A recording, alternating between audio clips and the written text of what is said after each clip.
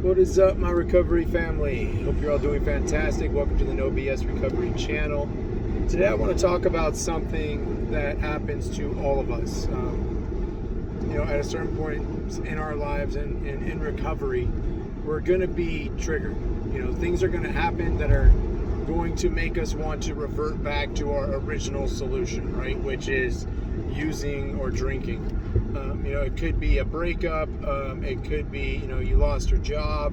It could be a fight you got into with, your significant other.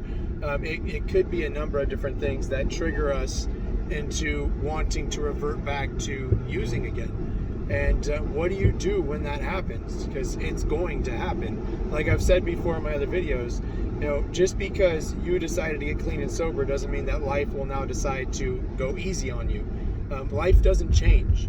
You're just able to handle it differently now that you're in recovery. You can handle it in a way that you don't have to use or drink or make poor decisions that hurt other people. You get to live this new lifestyle. So going back to my original question, what do you do when you're triggered? When something negative happens to you, or even positive? Maybe you got a raise and you're like, hey, let's celebrate. Let's go out and have a couple drinks. Or, hey, I can have one drink. It's not going to kill me. And realistically, maybe you do go out, have one drink, go back home, and nothing else happens.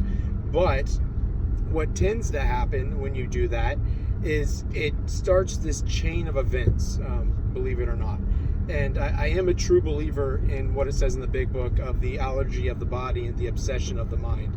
Once I put a substance into me, it doesn't matter what it is.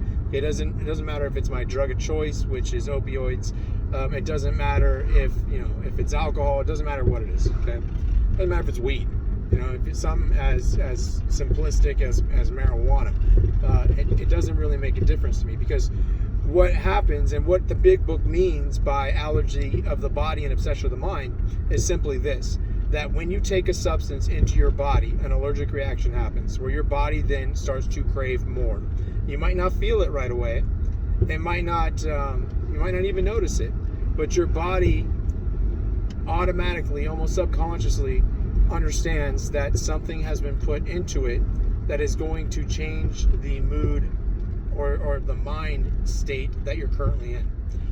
And so you get these cravings, right? Like if you go to the bar and you have a drink, like I said, you might be able to go home and everything's fine. It's all hunky-dory. You're not worried about nothing. But the next day you might want to go back to the bar and have another drink. It's like, well, I did fine last time, so why not do it again? And then the next time you go, maybe you have 2 drinks, and then you have 4 drinks, then you have 6 drinks, then you're getting drunk every night. Trust me, I know, because this happened to me. The second to last time that I went to treatment, I said before in a video that I stayed in a hotel for 30 days that had a little dive bar right around the corner that I could walk to. It was perfect. And so I would start drinking and eventually started smoking weed. And I remember to this day standing outside the hotel after I just got lit, thinking to myself, this is perfect. I don't need to ever use painkillers again. I feel amazing right now.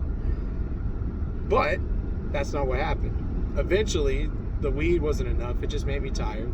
And drinking was it was too much. I was getting sick. I was having hangovers. And I was like, what's going to make me feel better? I'm going to go get some pills. I'm going to go cop some pills and I'll be good. And then it was just a disaster from there. So allergy of the body simply means when you take something, a substance, any substance, into your body then has this allergic reaction that causes cravings. Now, obsession of the mind, what that means is that once that substance enters your body and starts to create these cravings, your mind is going to obsess over that substance, or maybe a different substance. So if you went and had a drink and you start obsessing over a substance, it might not be another drink. It might be your drug of choice. It might be some weed. It might be some meth. Who knows? But what is going to happen is your mind is going to obsess over it. We are pre-programmed to have this obsession, right? It's almost like OCD, obsessive compulsive disorder. Like you obsess over it. Your mind can't stop thinking about it. And so now you're not only craving it, but you can't stop thinking about it as well. And that's a recipe for disaster. Okay, so that's what it means by allergy of the body and obsession of the mind. A very simple breakdown of those two terms. So back to the main question, what do you do when you're triggered? Well, the first thing you should do is recognize that you're triggered. Don't try to ignore it. Don't try to shove it down. Don't try to pretend it's not happening, because it is. The worst thing that you can do is just try to ignore that this is happening. We want to be able to recognize our emotions and recognize our state of mind as it happens, because that's going to train us to recognize it in the future. So we want to make sure that we're able to come to terms with the fact that, yeah, I'm being triggered right now. I'm starting to have some cravings. I want to go use whatever it is that you want to use. And we recognize that. The second thing that we should do is talk to someone, right? We don't keep it to ourselves. We don't, pretend it's some dirty little secret. We all get triggered from time to time. We all get cravings from time to time. It happens. We're addicts. We're alcoholics. It's going to happen. So stop pretending like it's not. Talk to someone about it. Let them know, like, hey, this just happened to me, and all I can think to do right now is go use. I can't think of anything else but going out and using, because I know that's going to make me feel better. I know that's going to numb the emotions that I'm currently feeling right now. Which probably, realistically, it would. Because we have experience with that. We know that it's going to work. It's going to make us feel better. But when you talk to someone about it, it takes the power out of it. And then by the time you're done talking to someone about it, 9 times out of 10, you're going to feel better. That craving has passed. It's very similar to when you're quitting like caffeine or nicotine. Right? You're going to have cravings for caffeine or nicotine. And out of nowhere sometimes, they just pop up, and all of a sudden you're like, holy shit, I need a cigarette. Holy shit, I need a cup of coffee. And you'll recognize that you have this craving. But, like it says in the big book, this too shall pass. These cravings don't last forever. They do eventually go away, especially when you're talking to someone that can talk you through it. So you can understand that it's only a craving. That's it. You haven't done anything at this point in time to put yourself in any jeopardizing situations. Right now, it's just a thought. What we want to do is stop it there, so it stays a thought and doesn't become an action. Okay, so that's why it's so important to talk to someone. Now, what if, let's say, you're on an airplane, right? Let's say you're flying somewhere. You're flying from, I don't know, California to New York or something, or Ohio or Texas, whatever. You have a long flight, all right? And you're up in the middle of the skies at 36,000 feet up in the air, and all of a sudden, maybe you're a nervous flyer and you hit some bad turbulence, and the anxiety kicks in, the heart rate goes up, and you're like, holy shit, I need a drink. Like, I know I can get one. All I got to do is call over the flight attendant. All I got to do is give him my debit card, and I can get a drink. And that will calm me down. I'll be okay. And there's no way to talk to anyone, right? It's not like you're going to turn to the passenger next to you and be like, hey, what's up? I'm an addict. I'm an alcoholic. You mind talking to me for a few minutes until this craving passes? They're probably going to look at you like you're fucking crazy, first off. Second off, they're not going to know what to say to you. Like, well, okay, I feel bad for you. Sure, I'll talk to you. What do you want to talk about? So you don't have anyone meaningful that you can talk to when you're up on a plane. What do you do, right? What do you do in that type of situation? Or maybe the person you're trying to call, your sponsor, your mentor, your friend, your family member, whoever, maybe no one's answering the damn phone while you're going through this. What do you do? Here's exactly what you do, okay? Get out a pen, get out a piece of paper, and start to write about what you're feeling. Write about why you're having this craving. Write about what led to you having this craving, to you being triggered.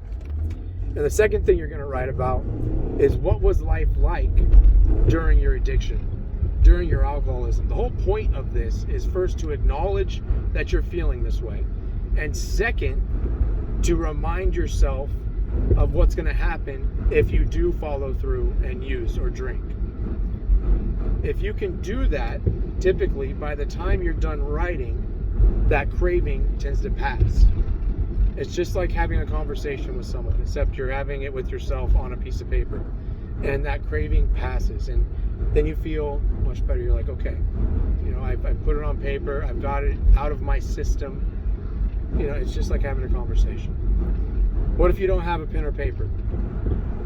What if no one's picking up the phone? Well, if you have a phone, go to your little note section and start typing it out on your notes section. Okay, what if you don't have a phone? What if you don't have a pen and paper? You don't have a phone, you have nothing on you at all. What do? Well, this is where prayer and meditation comes into play. Step 11, right? Meditate on it. Think about it.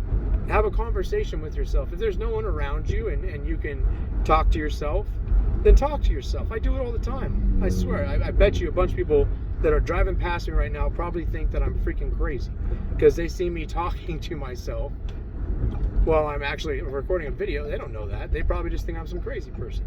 That's okay. I don't give a shit what they have to think. But have that conversation with yourself. Talk to yourself. Why are you feeling this way? What caused you to be triggered? What caused the craving? What's going to happen if you follow through with this craving you decide to use? They call that playing the tape through, right? You play the tape through and figure out what's going to happen if you do follow through and use. Well, what's typically going to happen is you're not going to be in a very good situation, right? Because even like I said before, if it's just one drink or one drug or one hit, whatever, it's never just going to be one, right? That's why they have that saying, one is too many and 1,000 is never enough. That's why they have that saying, is because if I take one, it's already too many. That's going to lead to many, many more. And it might not be right now. It might not be tomorrow, but it eventually will lead me down that path. The second part of it is 1,000's never enough, right? Because once we start, we can't stop on our own. We need help to stop. It's next to impossible to stop on your own. I have yet to have met a single person who has been able to do this by themselves. It's always been a team effort. It's always been a team effort where you had to get this done with some other individuals. That's why, yourrecoverymentor.com is a great program, because we're there to talk to you on an everyday basis when you first start out. So you have that added accountability. You have someone that you can constantly talk to. You have someone that you can text. You can text your mentor and be like, hey, I'm going through it. Can you talk? And we'll take the time to pick up the phone and actually talk to you. And we'll actually take the time to actually check in on you and make sure you're doing okay. It's critical to have those type of people in your life. It's critical to have the tools that you need to get through these difficult situations, because they will happen to you. Life is still going to happen. So let's review, quick recap, and then we'll end the video, okay? So first and foremost, acknowledge that you're feeling triggered. Acknowledge that you're having a craving. Okay, don't ignore it. Don't shove it down, because it's just going to come right back. All right, we need to teach ourselves to acknowledge that feeling, acknowledge that emotion, and then teach ourselves what to do when that happens. If we just pretend it's not happening, it's not going to do us any good. So acknowledge that you're being triggered. Acknowledge that you have a craving. Second thing you do, if you can, is talk to someone. Pick up your phone, dial a number, talk to someone. Let them know what's going on with you. Let them know the situation and have a conversation. And it should be someone that's in recovery themselves that can relate to what you're going through. Even if it's not, sometimes it helps have a conversation with someone that can somewhat relate to you. They might be a quote-unquote normie, but they at least know what you're going through, and maybe they can talk you off the ledge. If you can't get a hold of anyone, if you tried all the numbers in your phone and no one's answering, get out a pen and a piece of paper and write about it. Write about what you're feeling. Write about how you came to this feeling. And then write about what's going to happen if you do follow through and use. If you don't have a pen and paper, if you don't have a phone, then meditate on it. Right? Really think it through. Why do I feel this way? What made me feel this way? And then what's going to happen if I do follow through and use? Those are a couple tools that you can use when you are triggered or you're having really bad cravings that can get you through that moment, because it's not going to last forever. You will eventually lose that craving. It will eventually go away and you'll feel back to normal again. But you want to make sure that you have these tools at the ready for when it happens, because it can come out of nowhere.